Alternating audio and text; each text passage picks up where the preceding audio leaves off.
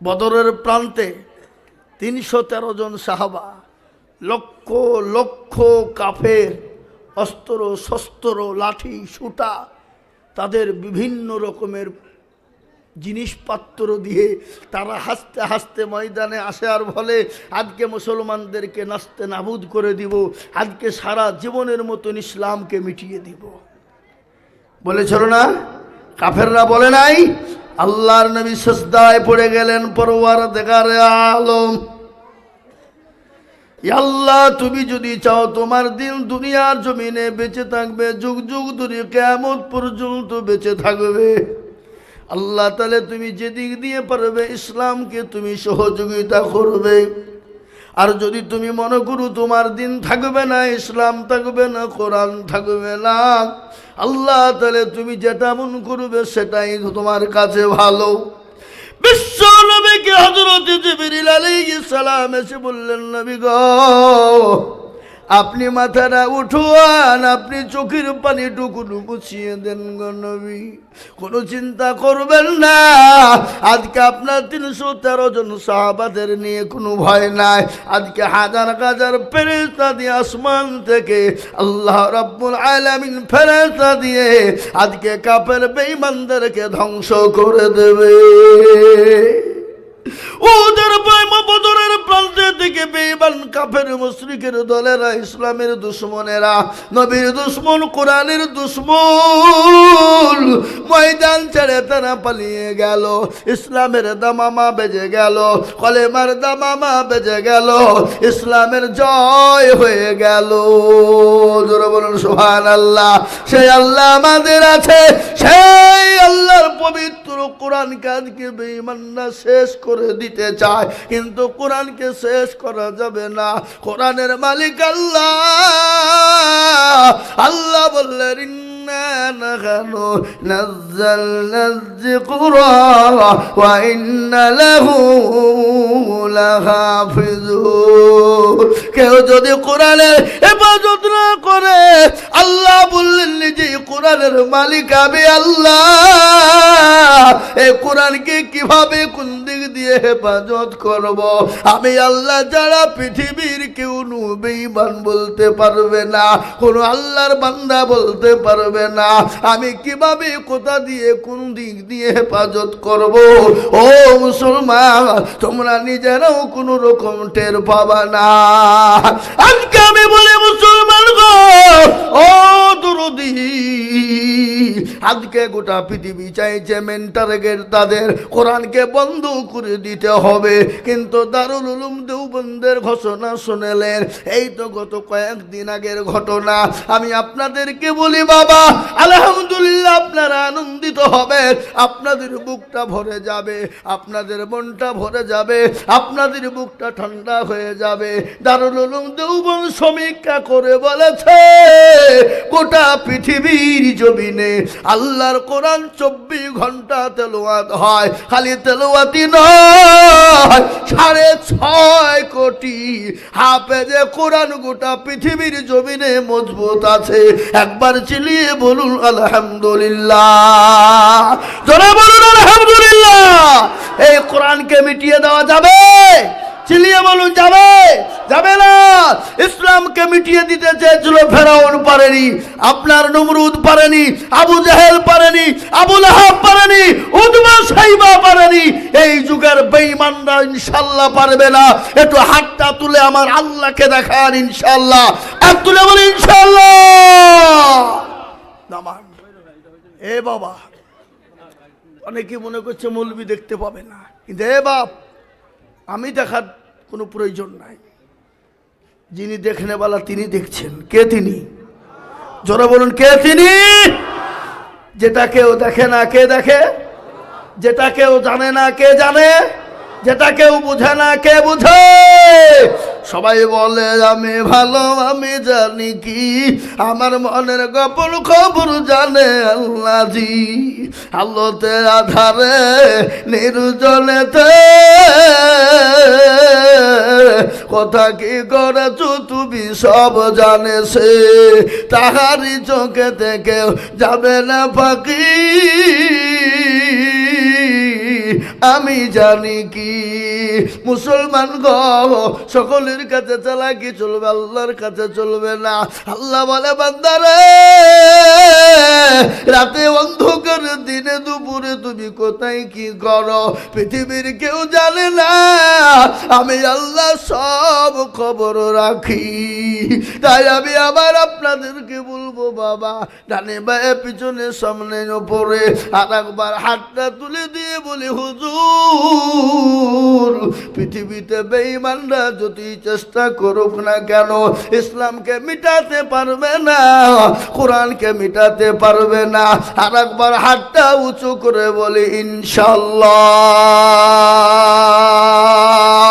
নামিয়ে দেন হাত। আল্লাহর কোরআনকে জিজ্ঞাসা করুন রে বাবা, কোরআন তার প্রমাণ দিয়ে বলে, আল ইয়াউমা নাখতিমু আলা আফওয়াহিহিম ওয়া তুকাল্লিমুনা আইদিহিম ওয়া তাশহাদু আরজুলুহুম বিমা কানু ইয়াকসিবুন। কিয়ামতের দিন আল্লাহ দরবারে জবানে তালা মারা হবে। হাতকে বলবে কোন কাজে ব্যয় করেছিল, হাত বলবে মাবুদ গো, ওই কামালপুর মহিলা মাদ্রাসায় বক্তা আজিজুল বলেছিল আল্লাহর প্রেমিক কারা, কোরআনের প্রেমিক কারা, নবীর প্রেমিক কারা, হাতটা তোলো তারা। হাতটা তোলার কারণে জাহান্নামটা হারাম হয়ে যাবে, জান্নাতটা ওয়াজিব হয়ে যাবে। আজকে বলি বাপরে, গোটা পৃথিবীর জমিনে আল্লাহর কোরআন রয়েছে, 24 ঘন্টা কোরআন তেলাওয়াত হয় রে বাবা। আজকে ছেলেরা মেয়েরা আজকে কোরআনওয়ালা হয়ে গেছে।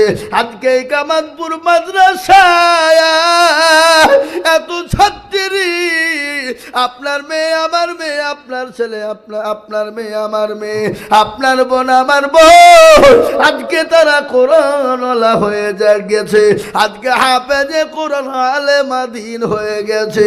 তারা খাদিজা সুমাইয়া রুকাইয়া ফাতেমার মতো তারা হয়ে গেছে বাবা। আমি আপনাদেরকে বলবো বাপ, তারা যদি খাদিজা ফাতেমা আয়েশা আসিয়ার মতো যদি হয়ে যায়, ওই বাড়িটা জান্নাতের বাগান হয়ে যাবে, ওই বাড়িটা কোরআনের বাগান হয়ে যাবে, ওই বাড়িটা আল্লাহর জান্নাতের ঘর হয়ে যাবে।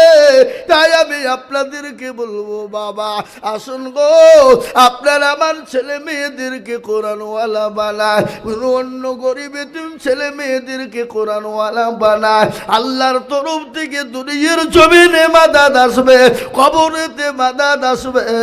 এ কোরআন আপনার জন্য কবরেতে ঢাল হয়ে যাবে।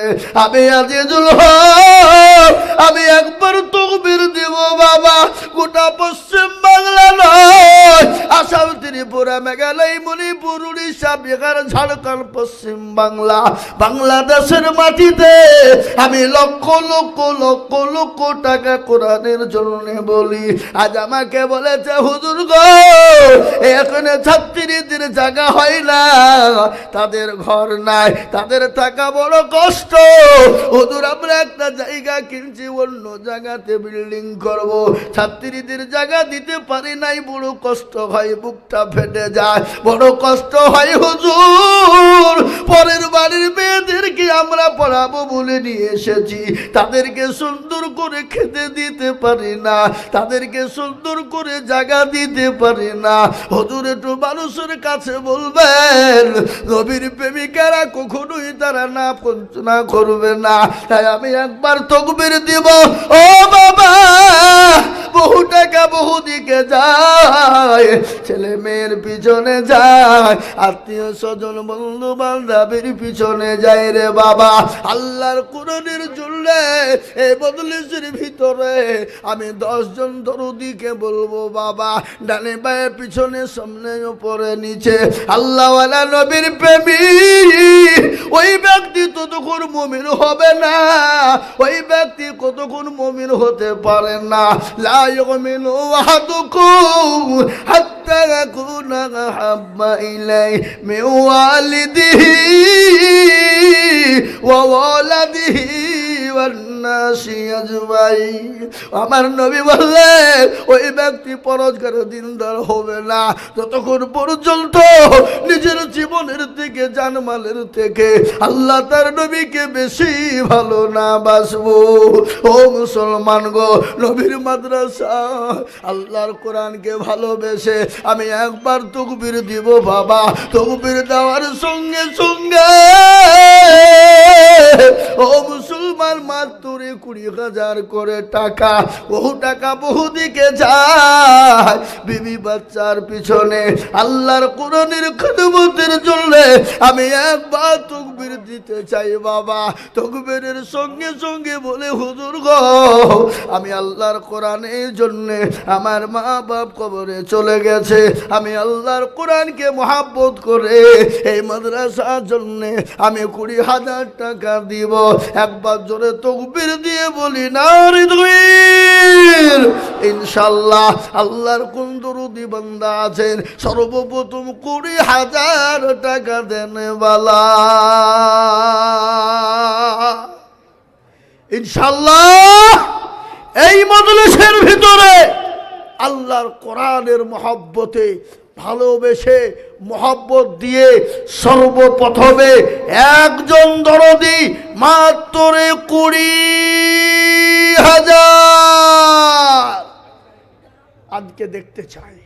এই মজলিসের এত বড় মজলিস, এত বড় মজমা, একজন ভাগ্যবান, একজন নবীর প্রেমিক, একজন আল্লাহওয়ালা, আল্লাহর কোরআনের মহব্বতে ডানে বায়ে পিছনে সামনে উপরে নিচে আল্লাহওয়ালা, দিনওয়ালা, ইমানওয়ালা, কলমাওয়ালা একজন মহব্বতের সাথে বলি হুজুর আমার কাছে জান আছে মাল নাই, আমি 20,000 টাকা দেব ইনশাআল্লাহ।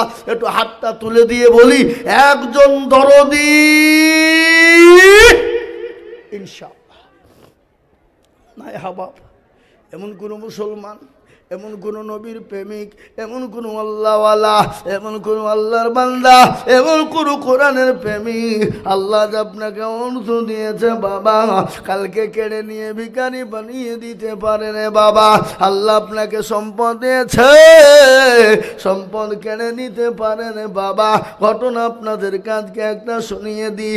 একজন কোটিপতি মানুষ, আল্লাহ আকবার, কিন্তু বিবিটা বড় পরোজগারিনী, বিবি বড় ধনী, বিবি বড় আল্লাহওয়ালি, বড় তাওয়াজ্জুদ গুজারনেওয়ালা বিবি। কিন্তু এক ফকির এসে বলে কে আছো বাবা? ও মা, আজকে 3 দিন বড় অনাহারে আছি, খেতে দাও, খেতে দাও। খোদার কোন জ্বালা, খোদার কত জ্বালা আপনারা জানেন, একটু শোনেলেন। আল্লাহর নবী, বিশ্ব নবী হযরতে আবু বকর, হযরতে ওমর, 3 জন 2 জন সাহাবাকে নিয়ে আল্লাহ নবী রাস্তা দিয়ে যেতে যেতে যেতে একজন সাহাবার বাড়িতে উঠলেন, গিয়ে বলেন ও সাহাবা, আমি নবী আজকে 3 দিনের না খবর ক্ষুধার্ত, পেটে পাথর বিধে আমি ক্ষুধা নিবারণ করেছি সাহাবা।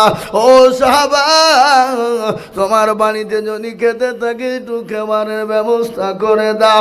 সঙ্গে সঙ্গে সাহাবা বললেন নবী গো, ও গো দয়ার নবী, বিশ্ব নবী, ও গো আল্লাহর হাবিব, আপনি একটু বসুন, আমি আপনার জন্য খাবারের ব্যবস্থা করতে পারি কিনা। ক্ষুধার বড় যন্ত্রণা, কিন্তু দয়ার নবী উম্মতের জন্য এত কান্না করেছে, নিজে না খেয়ে উম্মতকে খাইয়েছে। যে সাহাবাদের বাড়িতে খাবার ছিল না, 1 দিন 2 দিন 3 দিন করে নবীর বাড়িতে খাবার ছিল না, কিন্তু আমার নবী সাহাবাদের বাড়িতে খাবার পৌঁছে দিয়েছে। আমি আপনাদেরকে বয়ান শোনাবো বাবা, কিন্তু তার আগে শুনলেন ওই আল্লাহওয়ালি দিনওয়ালি বিবি, স্বামীটা কিন্তু কোটিপতি বাবা, কিন্তু আল্লাহ চিনে না, রসুল চিনে না, বড় কৃপণ, বড়